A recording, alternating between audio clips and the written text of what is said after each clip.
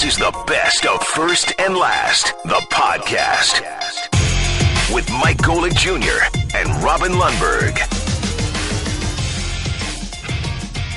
Sort of becoming parody, I think, now at this point, Mike, to be like, oh, how worried should we be about the Cavs as they win another game? Yeah, where are we at panic-wise with the Cavs? Is last night, what did I say the other day? All we were going to need was that little kernel of defensive effort to finally think, maybe they've turned the corner, and it manifested in the third quarter of last night's game. Last night's game was essentially a blowout, but they did let Indiana get back into striking distance, which brings up the panic meter, the defense not being good enough. I mean, let's just be honest about it, right? LeBron's teams have now won 19 straight first-round games, 46-7 overall, never a first-round series loss. The Indiana Pacers are going to be dispatched. The concerns remain the same, essentially. This is a very, very good offensive team. Right there with anybody, with Golden State, with any of those teams, they are electric on the offensive end when you have LeBron, when you have Kyrie, and when you have all that shooting. The defense has been suspect, as it has been all season. That is going to be tested against the top flight teams, and the question about that is, what can they do to shore that up? Maybe they got a little bit of an answer last night. Yeah, because in the first half last night, I was watching that, and my immediate takeaway from the first half was this is not a team capable of winning a championship based on the defensive outfit they got out there. There was a glaring lack of effort when you compare it to the Golden State product that you got the other night on defense that was active, that was driven, that was motivated, and led by a guy in Draymond Green who makes his identity on that side of the court. And the Cavaliers had no one filling that role. They've got great offensive players, you're absolutely right, but there was no buy-in on the other end of the court, and that was apparent until Iman Shumpert entered the game. And I know we talked about it. You said he's had plenty of struggles this season, maybe still hasn't recovered from that fade video. I'm not sure what it was. But last night he came in there and he was the difference. He was the beginning and end of why their defense made that shift in the third quarter to what looked like that championship defense again from last year. Well, last year they had some better defenders on the team, and J.R. Smith wasn't hobbled either. J.R. Smith hasn't been known as a defensive stalwart throughout his career, but LeBron and company have really gotten him buying into that. He's been hobbled. He left the game with a hamstring injury. They also had Dellavedova, of course, a year ago, and the year prior to that, who is a defensive player, an excellent defensive player. And then the other guy was Iman Shumpert. Like, when you were sizing up the guys that were in the game specifically for defensive reasons, it was Delly and it was Shump. Shumpert has been, to put it politely, aggressively bad this year.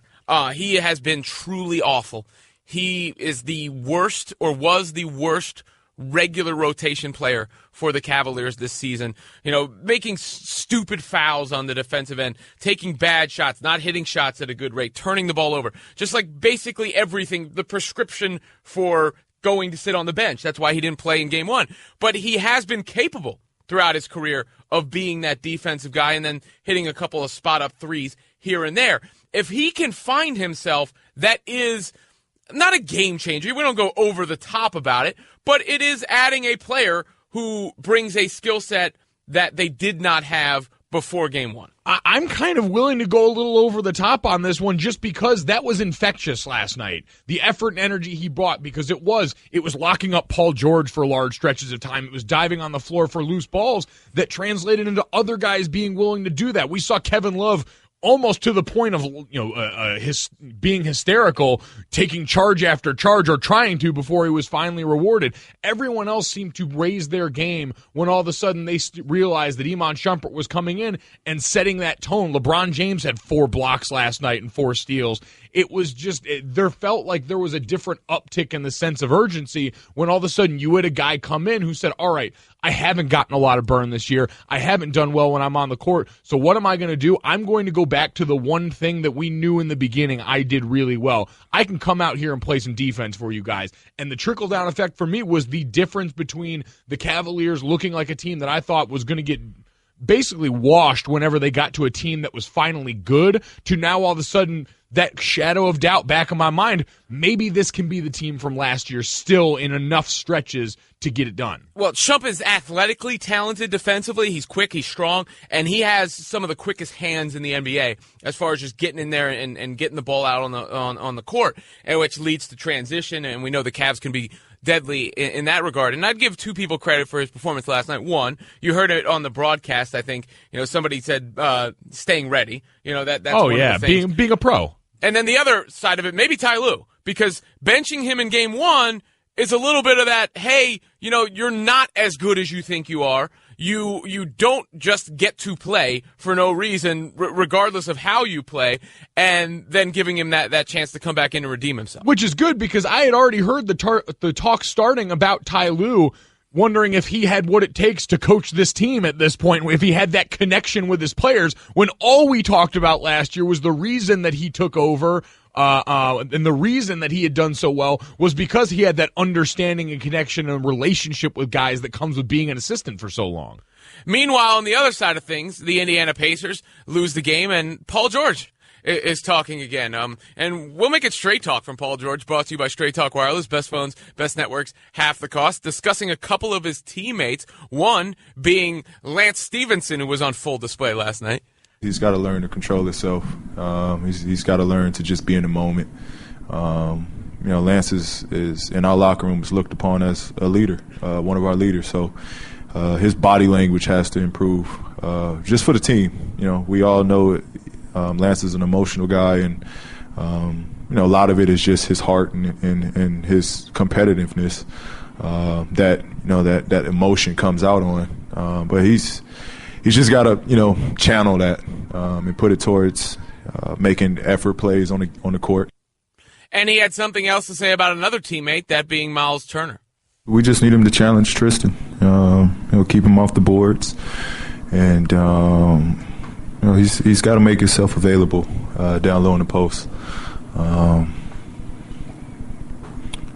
He's got to know at this point we need him to take it to the next level, and we'll continue to work with him.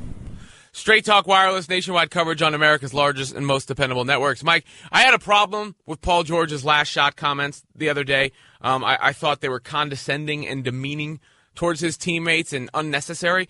These I don't have a problem with. These are more motivating, more what you would actually describe it as leadership, I think. I don't think he said anything bad about them. I thought he was, keeping it real without being demeaning in this case. Yeah, I don't see as much of a difference. Maybe yesterday was a bit of an overreaction on my part, because I don't find these comments all that problematic, especially it helps when you're right. And I think yesterday we called into question just how valid his claim was. Mm-hmm. At least these today are a lot harder to argue. Like Lance Stevenson got victimized to an extent last night. The Cavs were 9 of 13 and 5 of 7 from 3 for 27 points when the Pacers' primary defender was Lance Stevenson. And there was a stretch there where Kevin Love, they just saw that matchup mouse in the house, and were hammering it down there. And you could see that was the point where Lance Stevenson started to break down, because he clearly realized there was nothing that he could do to stop them. They were getting it however they wanted on Lance at that point. Yeah, they fed Kevin Love, who was very efficient last night. One of the best playoff games of Kevin Love. If not, that might be the best playoff. I'd have to go through and look, but I wouldn't be shocked if that was the best playoff game of Kevin Love's career. 27 points on 7 field goal attempts last night. First and last, the podcast. Perhaps we could get a sponsor for the Cavs Worry Meter, where we could just assess how worried they should be after every given win or loss. Only wins so far in the playoffs. But LeBron James gave his assessment after last night's Cavs win over the Pacers. We're right there of what we know we can become, and we'll figure it out. So, like I told you, I'd much rather have an 18-point lead than not have a lead at all. And we make plays down the stretch to win a ball game, and in the postseason, that's all you can ask for. But we're right there on turning the switch on what we really can become. I say this about leads sometimes, people, and I get mocked, Mike, but yes, sometimes it's you give up a lead that's terrible, it's bad, and you have to keep your foot on the gas and all that stuff. But there is something to building a very large lead. It does say something about your team if you are frequently building very large leads. Yeah, but you don't want to develop that reputation of not being able to close people out either, and that's what we've seen the very good teams do. I mean, there's a reason that San Antonio, the first night of their series, beat the Grizzlies by something like 30. The Warriors are known for that too, of piling on when you've got that chance to really put it out of reach. and make sure that there's no hope for the other side and extend it to a 20, 30-point lead. You do, and so far the Cavs haven't demonstrated that ability. Their offense seems to change. They almost go to the prevent defense version from football of their offense, where it's a lot of ISO ball for them. It's a lot of LeBron just pounding the rock, and they get away from the things they do so well. 888-729-3776. Where are the Cavs at, in your opinion? 888-SAY-ESPN now.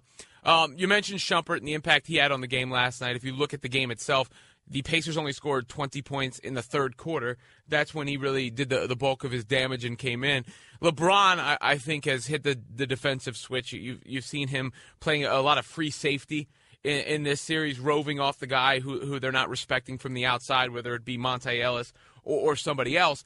So you see some of that getting kicked into gear. Here's the other aspect of it. I mean, we all know that's their big concern. But how much do we just trust the word of LeBron James, right? I mean, this is a guy who probably knows what it takes to win a championship and where a team is at internally. It's a fair point. Now, we also understand that he's well known for, I'd say, playing everyone on the outside and getting his message out there and trying to accomplish certain things with it. That's what we always talk about in his usual January tirade, where he comes out and tries to make some not so thinly veiled points to either spur management to do something or spur his teammates on to do something. And so this could be him trying to send that message even to his team. We're not really sure, but you're right. At the same time, if anyone's going to get the benefit of the doubt at this point, why not this guy? Remember when we thought LeBron and Kevin Love didn't like each other? Well, here they were together last night. We're playing some really, really good basketball. Even in the first two quarters, we built a lead. We didn't close out the second quarter as well.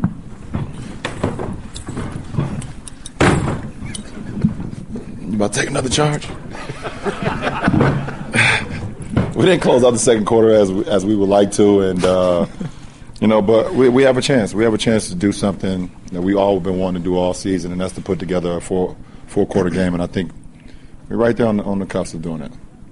Yeah, Kevin Love interrupting the press conference there. You talk about coaches say stuff like attention to detail or closing out quarters, but if you really think about it, that's not, there's not a huge gap between where the Cavs have been defensively and where, like, the good teams are. Like, that in the NBA, that window is very small. So if they can close out the second quarter, like he says, if they can not let the Pacers back into it in the fourth quarter, all of a sudden we're saying, hey, the Cavs have turned a corner defensively. So the question is, are they capable? I think that's the real question. With the personnel that they have, are they capable of playing championship defense? And last night was the first time I can tell you in a while that, yes, I think so. That third quarter really stood out to me. I can't stress enough. I was ready and sitting ready to fire off an email into our email chain in the show after the first half saying the Cavs aren't capable of winning a championship there this year with the effort they're putting forward on defense, because that's what a lot of it looked like. To me, I'm not a basketball savant by any stretch of the imagination, but you're just used to being around teams, being in those environments. You understand when there's an effort and there's a dedication to a portion of what you're doing as a team, and when there's not. And until Iman Shumpert entered the game and really changed what seemed like the energy and the effort on that end, I didn't think they had it. Let's go to Dwight in Florida. Dwight, you're up first here on First and Last. Go ahead. What's going on, Robin and Mike? What up, man? Nothing much, man. I was just wanting to let you guys know, I think the Cavs are, like, right on time about what they're doing. Like, we're forgetting about all the injuries and all the players they're acquired. Like, they got a pretty good lot of talent. Like, the guys like Corver and all these guys, they're just trying to fill themselves. And then, they're trying to stay loyal to Smith with coming back from his injury. So, I think they're right on time, just like everybody gave up on them last year. So I think they're right on time, Robin. Everything's good. Yeah, it's worth. Kyle Korver, the one you mentioned there, who was one of their big midseason acquisitions, didn't even attempt a three-pointer in their first game. So some of those guys getting into the settings where the intensity is different in the playoffs, trying to figure out where they're going to fit in all this. And so you remember now that they're going to have guys like him who have the potential to go off and maybe win them a certain game, the way we've seen JR in the past, the way we've seen other role players come up for them. Well, Korver played 14 minutes last night. Darren Williams, 16 minutes. J.R. Smith, 18 minutes. These are guys who they either acquired or just came back. Kevin Love's still working his way back. He hasn't been back that long. Kyrie had the hamstring issue. You don't want to peak in the regular season, and I don't think you want to peak in the first round of the playoffs really either. I mean, it's a little bit of a tune-up for hitting it your stride right as maybe the second round starts, right around that portion. And LeBron teams have a tendency of getting stronger as the series goes along because he does assess what the other team is doing. So the question is, are we going to see Game 3 may be a good litmus test, actually, a good barometer. If the Cavs go out there and blow the Pacers out of their own building, maybe it's like, all right, we got to all stop and shut up and just wait until they get to the Eastern Conference Finals or the NBA Finals or what have you.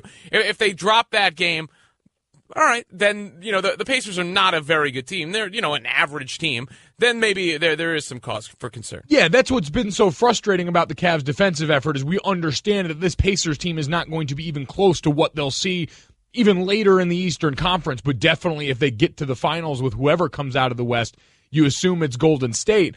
But yeah, you're absolutely right. That says a lot about maturity and professionalism. If you're able to go out there on the road and understand, all right, this is a chance for us to go and put it on there, because it's one of the oldest cliches in sports. It's something that we got preached every year going into the season was we want to play, in college football, November is that last month of the season. We want to play our best football in the month of November. And if you're the Cavs, if you're an NBA team, this is right around when you want to start touching that ceiling. Colton in Phoenix. Colton, you're up next on the show. 30 seconds, man. Make your point. Go ahead. All right, guys. Love the show. Kind of watch it on my way home sometimes. But one point I have to say, I like how the past, 6 or 7 seasons, LeBron, you kind of see it at the end of the season, they kind of struggle, but he does put on this mentality where he kind of is the most unstoppable player in the league during the playoffs. I don't think one-on-one anyone could take him, or I don't think one-on-one anyone in the East or the West could take him, even Kevin Durant. And he sets up his teammates, too, like you saw him feeding Kevin Love last night when Love had it going. First and last. What I like the most about David Fizdale there, Mike, is he accomplished the impossible. He may have made Grizzlies Spurs interesting. I woke up this morning because, let's be honest, that game seemed like it was over for a while, and so I took the opportunity to get some sleep. Woke up, found out they had cut the lead to 4. Good on them. And we had some sound to boot. Bravo, Coach. Bravo. And you know what I like about his little rant there? Not only is it composed where he never goes all the way off, like he doesn't lose his composure to make himself look like a joke, but his statistics have some context. It's not just they shot this many free throws and we shot this many free throws, which is different because some teams are jump shooting teams, not driving to lane. He's like, we're in the paint this many times and we're shooting this many free throws. They're in the paint this many times and they're shooting this many free throws. This is what we do. You see who's on our team? We got Zach Randolph on this team. That's the only place he can live is in the paint. And you're not going to let him put up shop there? Houseway. That's basically what he hit him with. He hit him with but I'm not a rapper. I'm not a numbers guy, but here's all these numbers. Here's the full audio from David Fizdale, Grizzlies head coach. It's unfortunate that I got a guy like Mike Conley who in his whole career has got 0 technical fouls and just cannot seem to get the proper respect from the officials that he deserves. It was a very poorly officiated basketball game. Zach Randolph, the most rugged guy in the game, had 0 free throws, but somehow Kawhi Leonard had 19 free throws. First half, we shot 19 shots in the paint, and we had 6 free throws. They shot 11 times in the paint, and they had 23 free throws. I'm not a numbers guy, but that doesn't seem to add up. Overall, 35 times we shot the ball in the paint. We had 15 free throws for the game. They shot 18 times in the paint and had 32 free throws. Kawhi shot more free throws than our whole team. Explain it to me. We don't get the respect that these guys deserve because Mike Conley doesn't go crazy. He has class, and he just plays the game. But I'm not going to let them treat us that way. I know Pop's got pedigree, and I'm a young rookie, but they're not going to rook us. That's unacceptable. That was unprofessional. My guys dug in that game and earned the right to be in that game, and they did not even give us a chance. All right, thank you. Take that for data. Oh, wait, there's nothing better than in the background, the reporter right at the very end. All right, thanks. It was the team PR guy, probably, right? He's like, oh, man. Yeah. my night just got longer. Well, I'm going to hear this one everywhere. Time to pack this one in for the long haul. And I was just about to say, because I'd forgotten about the end of that, he was one good desk slam away from that being all time. And then he goes ahead and pops that desk right on their way out, cementing his place.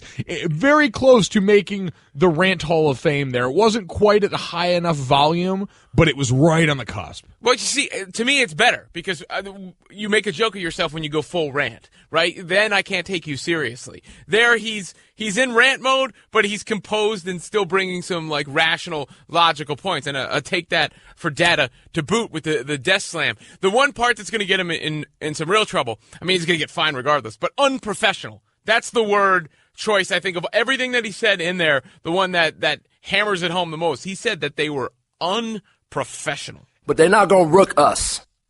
I love, and then the parts right there towards the end of him pointing out his situation while he also talked glowingly about all his players. That's the one you're sitting in the locker room going, all right, this guy's got us. And they already know that at this point in the season. They know their coach has their back. But it's like we've heard made about LeBron's technical the other night where he's arguing on behalf of Kevin Love and the message that sends to a teammate. The message that this sends from coach to players is, all right, man, I'm going to go out here and have your guys back. Now, next game, I need you to have mine. I went out here and I put myself on the line. I lightened my wallet a little bit. Help me out. You know, Mike Conley could help him out. He's the highest paid player in the league, right? That is true. You got it. You got it like that, right? We walked by Mike on the way out. He slammed that desk. He goes, I'm going to need to borrow about $350. Yeah, take care of that for me, dude. I stuck up for you. Kawhi Leonard, by the way, did have a great performance. I mean, 19 free throws is a lot of free throws to shoot, but the story of last night, a couple guys, I mentioned Kevin Love, the points, despite the low number of field goal attempts, a lot of that due to him heading to the free throw line. Kawhi Leonard had 37 points on 14 shots last night. It was that tied his, or that just broke his previous playoff high, or tied his playoff high. At this point, and starting to see the outputs. You saw it for him, the season averages since he's come into the league. The steady progression for that guy has been off the charts, and it speaks to the place that he landed, that environment, being able to slowly grow and cultivate what it's now its overwhelming star. Yeah, I mean, he is unquestionably one of the best players in the game. He suffers a little bit from that San Antonio, factor where, I mean, it's not just the San Antonio thing. He is very mild-mannered and even keel. You barely ever see his expression change, and then you add in that he happens to play for the Spurs, and he sort of gets lost in the shuffle. But he's been recognized enough. You know what? He's been recognized enough because of that. We all go, hey, Kawhi Leonard and the Spurs, no one pays attention to them. Meanwhile, we're paying attention to them by saying that no one pays attention to them. Meanwhile, Kawhi Leonard's like one of the only guys in 2017 that feels like gets a pass for rocking braids as prominently as he does. But he goes out there, and especially for him, like I almost forgot what his voice sounded like when I heard post-game sound of him. But he is the consummate Spur, and this lets you tell, like, this is one of the tenets of all good teams, is everyone's got talking points, but rarely do they become so ingrained in a guy where it's just so knee-jerk, and you hear him asked about what they need to do going into the next game, and it's like he got into specifics, limit turnovers in certain moments, this, that, and the other. When that message is so well received by your stars on down, that lets you know that these guys aren't just going out there and parroting these things. They actually believe them. It's sunk into the point where that culture that we always talk about in a real figurative sense, you see the reality of it there, and that's why they're always so good. It was a playoff career high in both points and rebounds for Leonard last night, 37-11. The last Spurs player to put up at least 35 and 10 rebounds in a playoff game. I bet you can guess who it was. 35 and 10. Sounds last like Spurs player. Last Spurs player? Yeah. One Tim Duncan comes to mind. Yeah, Tim Duncan. In 2008 against the Phoenix Suns, Tim Duncan did that. A great Tim Duncan story, by the way. I heard Bruce Bowen talking yesterday on Mike and Mike about the last shot stuff from Paul George's game, about Bruce Bowen going down and taking a shot in a certain situation and coming back down the court, and Tim Duncan just looking at him in kind of that deadpan say, hey, next time just throw that to me. Well, Bruce Bowen, one of the original 3-and-D guys, when that term, I don't know if it was coined at that point, but he was one of the original 3-and-D guys, and also known for a little chicanery on the court here and there. First and last, Robin Lundberg, Mike Golic Jr., 888-729-3776 on the Shell Pennzoil Performance Line, at Robin Lundberg, at M. Golic Jr. 57 on the 1-800-Flowers Twitter feed. Now, you could make the argument that David Fizdale was trying to play the media to influence Game 3. First and last. David Fizdale, coach of the Grizzlies against the officials last night, had a rant, Mike? You think he had a rant? Oh, it was a beaut. It was just on the cusp, like just below Denny Green, Mike Gundy, some of my favorites. It had a lot of those elements to it. You take that rant, and I'll raise you Stephen A. Smith. Oh, no. On the Knicks. Here we go. Carmelo Anthony has done little to nothing to defend himself, and that disturbs me because he is in the right. He deserves better than this. Phil Jackson is wrong, and it's a damn shame that Kristaps Porzingis seems to be more willing to call Phil Jackson out than Carmelo Anthony. Now let me get to Phil Jackson. He is an absolute disgrace. He needs to get the hell out of New York City. Big time, quick, fast, and in a hurry. And I am an advocate of what I was years ago, right before Phil Jackson was hired. I think people need to protest outside the streets of Madison Square Garden until this man is gone. He does not care. I believe he's trying to get himself fired. I believe the only reason why Phil Jackson is still in New York is because he wants the $24 million left that he's owed. And by quitting, he can't get the money. But if he were to get fired, he'd get to keep the money. Somehow, some way, the billionaire that is James Dolan, who can write this off on his taxes yesterday, needs to find a way to get Phil Jackson the hell out of town. I'm so damn disgusted that this damn Phil Jackson is still in New York City. I don't even know what to do with myself, Max Kellerman. I don't even understand how you, the ultimate cool, I'm going to start calling you instead of Max. I'm going to call you the Matrix because I don't understand how you could be so damn cool, claiming to be a New Yorker, claiming to be a Knicks fan, how you can sit here and be so cool in elocuting and articulating words about Phil Jackson without the resident level of disgust that I am feeling. I don't know what I would do to Phil Jackson if he showed this face. This man is a disgrace because he's sabotaging the Knicks. He's throwing everything away. You see the coaches he's hired, and nobody says anything. Oh, the players, the contract for Joakim Noah and Derrick Rose trade and Melo. What about the damn coaches, for crying out loud? He still got Kurt Rambis on there, who I like, but is hated by all the coaches, by all the players. They can't stand the man, okay? And still he's there. This is a disgrace, and somebody needs to do something about Phil Jackson right now. Get him the hell out of New York. Wow. Yeah. I mean, this guy, Stephen A. is radio and entertainment gold. This is just further proof of it, and we can get into the actual meat of his comments at some point, but I would just like to see his reaction to regular things in life. Like, I would like to play Monopoly with Stephen A. Smith. I would like to see him when someone burns a dish at a holiday. No, I don't want the railroad. You know, there's so much to take in there. Most of it is just Stephen A. being the best thing that we have to offer here at ESPN, but the other is a lot of the feelings that we've already talked about with Phil Jackson and really what he's done to this Knicks franchise. He's taken a franchise that, like you've often said, so many people want to do well and see good things for, and instead has made them a complete laughingstock. You know, First Take comes up at 10 o'clock on ESPN, and he was yelling at Max and saying, you know, how can you be so cool about this? I was with Max the other day talking about the Knicks. The reason he can be cool about it is he knows they're a joke. You know, they've been a joke for a long time. That predates Phil Jackson, right? So in Phil's defense, the Knicks were a terrible, dysfunctional organization before Phil Jackson came around. But he's done nothing to fix it, and he has made it worse from where he inherited it. Like, he didn't put them into draft hell or anything like that. That's the one thing you could say positive about it. But if you're just doing the Phil-Carmelo dynamic for a second, and we don't know what's going on with Carmelo's personal life. There's reports that he and his wife have separated. Perhaps there's, you know, a layer to his basketball future related to that, because a lot of people have said he'd never want to leave New York because of Lala and all that. We don't know all the details there. Yep. But just those two guys themselves and their butting of heads, Carmelo hasn't exactly, you know, taken the Knicks to the promised land, but if you're just comparing their two resumes as Knicks, the Knicks experienced more success with Carmelo Anthony as the star player of the team before Phil Jackson than with Carmelo Anthony as the star player of the team with Phil Jackson. They have been horrendous, and for a guy of his reputation, he has lost essentially every trade. He has lost his players. You know, the one acquisition, the prized acquisition, skipped meetings as a statement, as you heard Stephen A. reference there. So I don't, you search for something good to say. You search for something positive. Yesterday I called them the worst organization in sports because it's true. The Knicks are an absolute abject failure, and I don't know where they go from here, because even if Phil Jackson's gone, you're back to the normal business as usual, which has still been bad. Well, yeah, you're rebuilding now, Robin.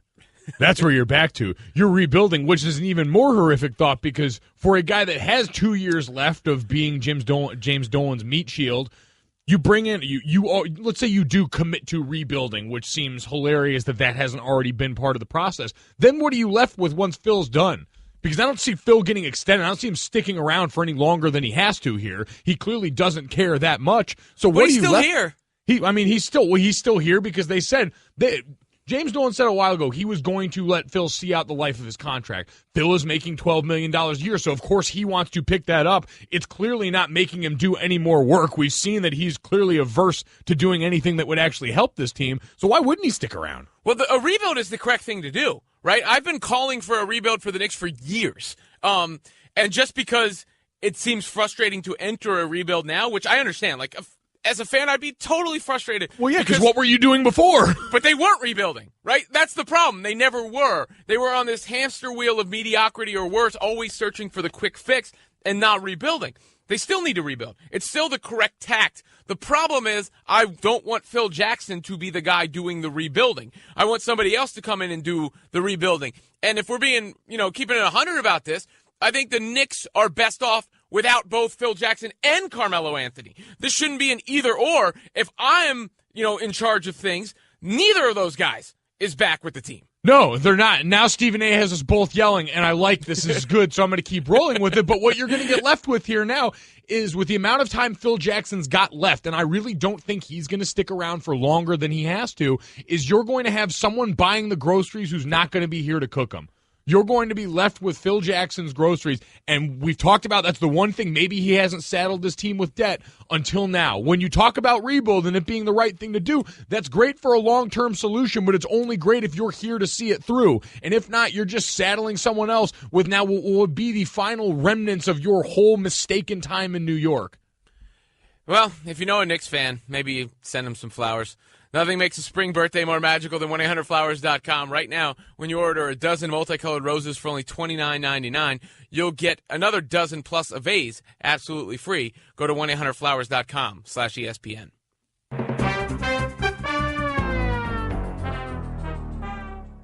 Hey guys, producer Dan Z here. Is that your sounder? That is our sounder for now. That is the most appropriate sounder for producer guy Dan.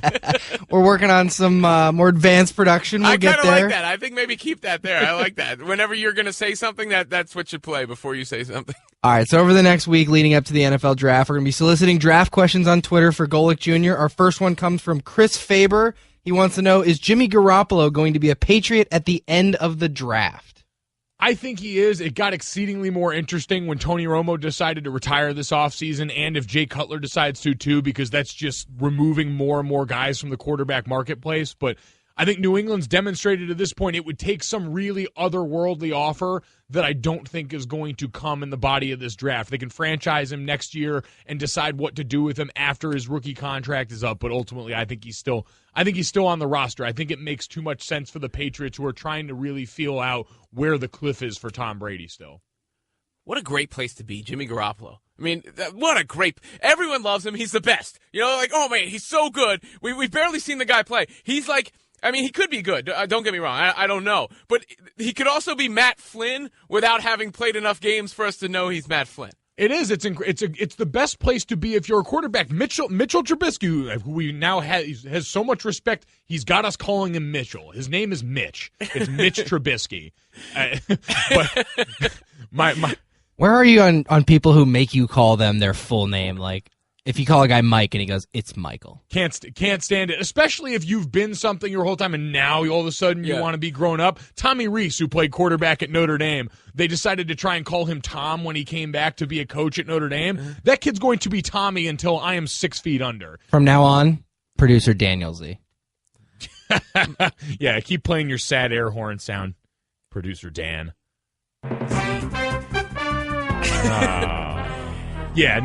But Mitch Trubisky, same token there. He benefits from being really good in a shorter spurt in college than a guy like Deshaun Watson, who is good over a long period of time and gives us more to criticize. Just that glimpse, it's potential. We love potential. Oh, so we love it. You get that glimpse at the potential. First and Last, the podcast. Hadn't heard that much about Adam Pacman Jones in recent years. He was actually voted a team captain for the first time last year, and I took that as a good sign for perhaps the guy maybe turning the corner. I give him less benefit of the doubt than others because of the body of work, I suppose.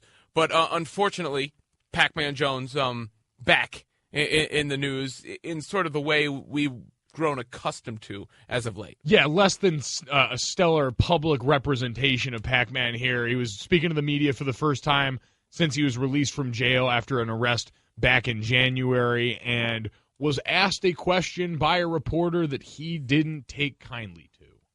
I know you said you were thankful for the organization to have you back. Is there anything you have to show to the fans, you have to prove to the fans for them to welcome you back this year? There was a lot of people upset with the way things went down in the offseason. Didn't I just tell you don't ask me that? Yeah, but You out the conclusion. Turn around. Go back. Go back that way. Bye. See you. Next question.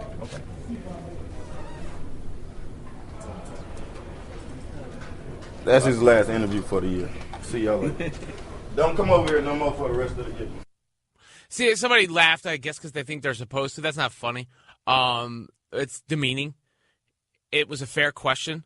There's nothing wrong with the question. And Pacman Jones must be able to play, man, because I don't like saying blanket things about anybody, but all the evidence that has been brought in front of us says, bad guy, right? Garbage. The evidence that has been presented both from arrests, assaults, public comments, almost anything, you can put on the ledger says that this is a bad guy. And I want to always, give somebody a chance to turn the corner. But for him to come across like that as if he was being blindsided about something innocent, it's just not a good look. It doesn't make him look good. It doesn't make his team look good. Well, and follow that up with, so the question he was asked, because there's some people that said, maybe the reporter ran that question by him. He said, I don't want to answer, and it was still asked anyway. But then you had Marvin Jones, who had to come into the locker room because Pacman doubled back after that and really started laying into the reporter a little more, to the point where Marvin Jones had to come and step in. Teams are reporting back for OTAs right now, so everyone's in-house.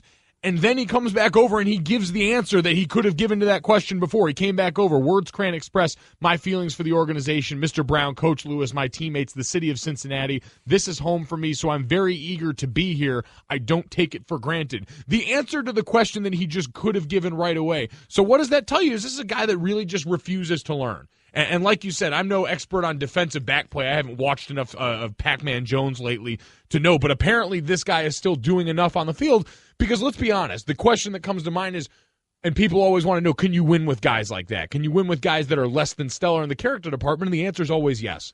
Garbage. The answer is there's a guy like this probably on every NFL team. And I don't want to paint that in a negative light, because there's so many really good guys in the NFL who do great things, that are stand-up guys in their community, but there are also a lot of guys like this that are just around here making trouble where they can, but they provide such an ability and such a skill set on the field that you just sort of overlook it and say that's the way he is. You're right. If he had answered that question the way he did later, let's be honest, probably it's not a story, right? We're probably not talking about it. But I would say with Pacman Jones, no news is good news. He falls into that category unless the news is that, he has an interception and returns it for a touchdown or something along those lines. ESPN Radio, presented by Progressive Insurance. Now you can test drive Snapshot even if you have insurance with another company. See how much you can save before you switch. Yeah, no, I was just going to kind of put a bow on that and say that's frustrating for me to see things like this as we get started with the NFL portion of the offseason now, where we've actually got players back in-house, to where this is the first thing that we're talking about. I know there was some Andrew Luck headlines from yesterday, but this is the one that's all over the front of .com. things like this put such a negative image to a league that really doesn't get enough credit for the amount of upstanding citizens that are in there doing great things in their community. We don't hear nearly enough about that because we've got guys like this that are going out there and representing it this poorly. You always hear about protecting the shield. This is damaging to it. What? Oh, no. You know what that means. An abuse of power? It's time for more producer Daniel Z. Speaking of guys who are going to be coming into the league, the draft is next week. So, Mike Golic, we've solicited Twitter questions. Here's one from Brian Barry at MLBDad13. What do you think Jabril Peppers projects to be? I think he projects to be a safety, and he projects to be that new line of NFL hybrid safeties that can play down in the box, that have to cover increasingly athletic tight ends, which there's a heavy influx coming in this draft. So if you're a free agent tight end, I'm truly sorry for your future prospects because there is a dearth of talent coming into that position. But Jabril Peppers, I think, did a disservice last year by his role in Michigan. He did the right thing and did what he was asked to do by his coaching staff, but now you've got a lot of people in the NFL saying, well, we project you as a safety, but we hardly got to see you play in that spot last year because he was technically a linebacker. But that's the skill set he's going to operate in. He's a nose for the football guy is the term that's going to get lobbed at him. He did a lot. Some people think his best position might be running back, based on some of the offensive snaps he took while he was at Michigan. But I think he's going to be that new hybrid safety role, and he's going to have to be that future of sort of that ambiguous, positionless NFL, kind of like you talk about with the NBA, Robin. We're starting to see that, whether it's at running back with guys like Christian McCaffrey, at tight end with guys that have to be pseudo-wide receivers that just have mismatched size, and now on defense, safeties, those guys that are tasked with covering them. Well, you see it across sports, and it makes sense, whether it's football, basketball, soccer, using more space, right? So when the space is used on offense, that requires versatility. And on defense, it requires the ability to counteract said versatility, right? So you have to adapt and become positionless, for lack of a better word. You do, and the only knock for Jabril Peppers, people question, is he athletic enough to be that positionless key, that chess piece at the next level? Thank you for listening to the First and Last podcast. You can listen and subscribe to all ESPN podcasts in the Listen tab of the ESPN app. First and Last.